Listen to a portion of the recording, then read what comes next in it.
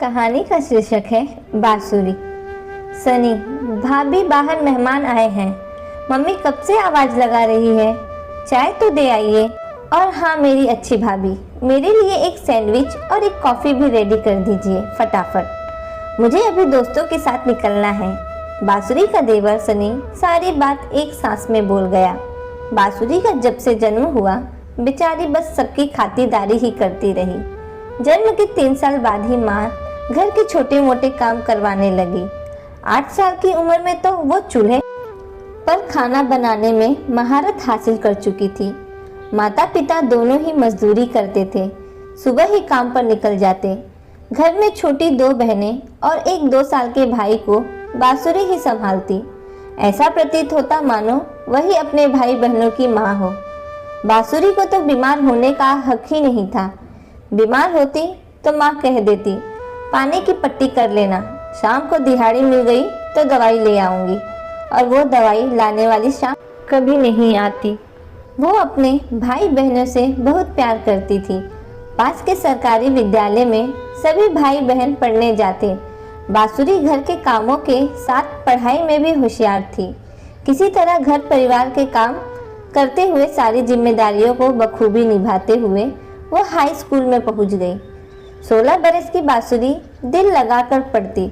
कभी उसने अपने माता पिता से कुछ भी लाने की जिद नहीं की, पर नियति को क्या पता था उस मासूम के साथ क्या होने जा रहा है।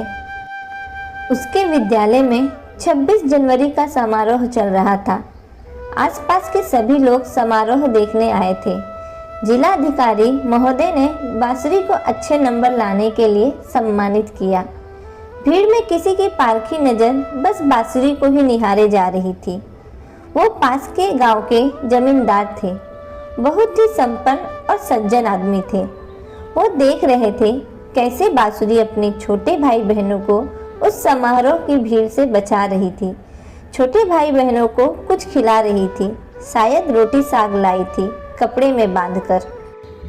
उसने बड़े प्यार से अपने भाई का मुंह पोंछा, उसे पानी पिलाया। शायद किसी बात पर भाई ने उसके गाल पर नोच भी लिया था। फिर भी छोटी सी बांसुरी बिल्कुल अधीर नहीं हो रही थी, बल्कि अपने भाई को गोद में लेकर उसे प्यार कर रही थी। कुछ देर बाद उसका भाई भी उसे गले लगाकर सो गया। जब बांसुरी का नाम पुरस्कार के लिए पुकारा गया तो उसने उतनी उत्सुकता नहीं दिखाई जो इस उम्र के बच्चों में होती है।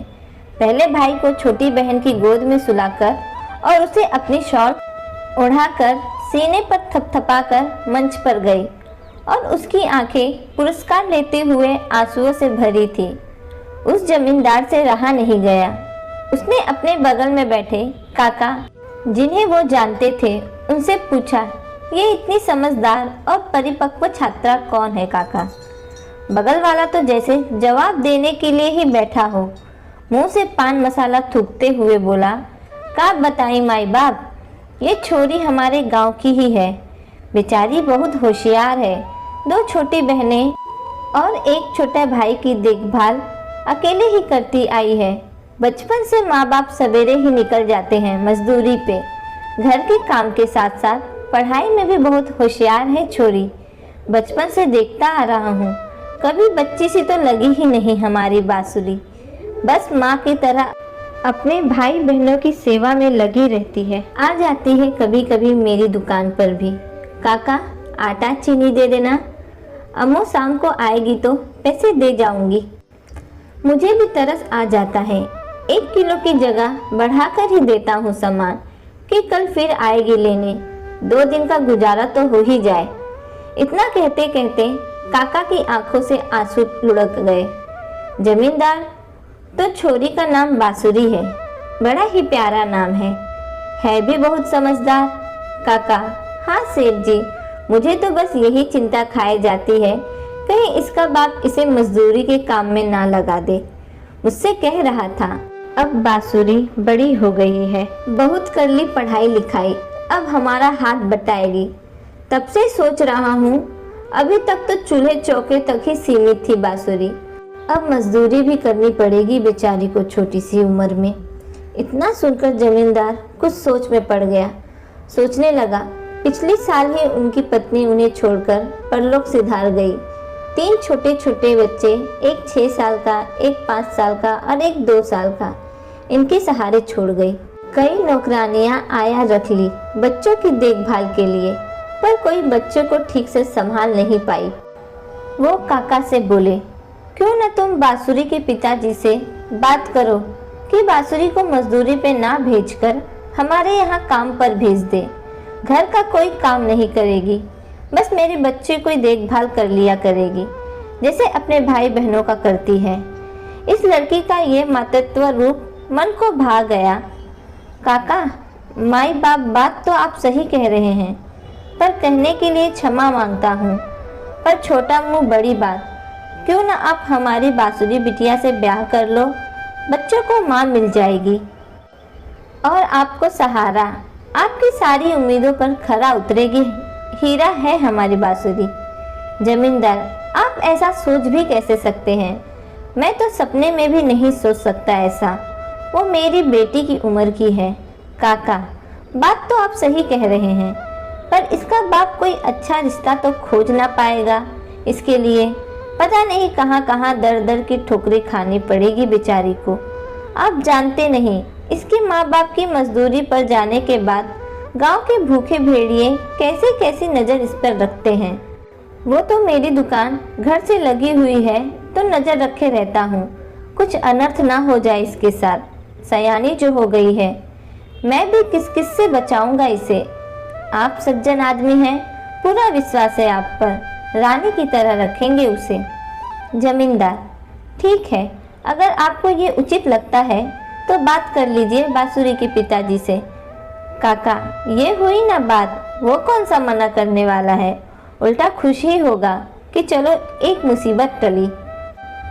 काका ने बांसुरी के माँ बाप से बात की। वो झट से तैयार हो गए। ब्याह हो गया छोटी सी उम्र में बेचारी का।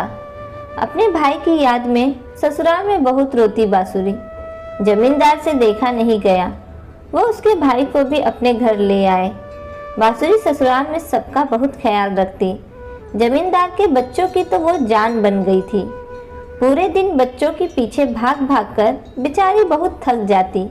जमींदार जी बहुत समझदार आदमी थे, कभी उसे पत्नी की नज़र से नहीं देखा, उसे किसी चीज की कमी नहीं होने दी। घर की जिम्मेदारियों को निभाते हुए बांसुरी 23 साल की हो गई। अब बांसुरी समझने लगी थी कि वो शादीशुदा महिला है। उसका मन भी इस उम्र में एक पति के प्यार की चाह रखने लगा था, पर वो भी समझती थी जमींदार जी उसे पत्नी बनाकर नहीं, उनके बच्चों की माँ के रूप में लाए हैं। बस बांसुरी जन्म से लेकर अब तक बस अपने माँ बाप की, जमींदार जी की, अपनी सास की, अपने बच्चों की, सभी की उम्मीदों पर खरा उतरती आ रही थी। पर उसकी भी तो कुछ उम्मीदें थी। कहने को तो किसी चीज की कमी नहीं थी उसके पास, पर फिर भी एक खालीपन था।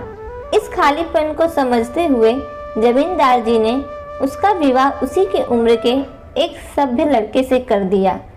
आज बांसुरी अपने गृहस्थी में खुश है। बच्चों की याद आती है तो उनके लिए उपहार लेकर चली जाती है उनसे मिलने। बांसुरी को भी अपनी उम्मीदों का आसमान मिल गया। दोस्तों, आपको ये कहानी कैसी लगी आप हमें कमेंट्स में ज़रूर बताइए और प्लीज़ मेरे चैनल को लाइक, शेयर एंड सब्सक्राइब कीजिए। धन्यवाद।